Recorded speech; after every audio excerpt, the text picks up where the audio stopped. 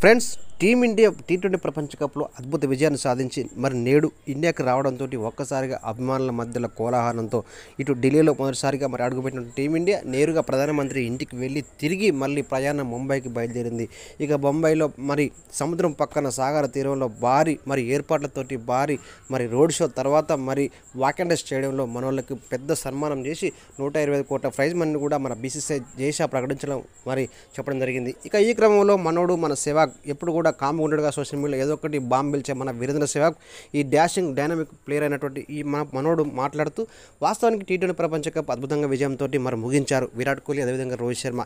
ఈ ఇద్దరికి ఇంకా 2 years కూడా ఆడే కేపబిలిటీ ఉంది. టీ20 మ్యాచ్లలో మంచిగా అటాకింగ్ ఆడుతూ ఎదుర్కొంటే ఈ స్టార్ ప్లేయర్స్ గత మరి దశాబ్దాల నుంచి టీమిండియాకు ఎన్లైన్ సేవలు అందించారు. అయితే టీ20 ప్రపంచ కప్ తర్వాత విజయం తర్వాత వాళ్ళు రిటైర్మెంట్ ప్రకటించడం పట్ల మరి నాకు కూడా బాధ అనిపించింది. అయితే ముఖ్యంగా విరాట్ కోహ్లీ చూసుకున్నట్లయితే విరాట్ కోహ్లీ టీమిండియాలో దొరకడం, టీమిండియాలో పుట్టడం ఒక అద్భుతం, ఒక హానిముత్యం. తనలాంటి బ్యాట్స్మెన్ నాకు తెలిసి ఇండియాలోకి రాడు.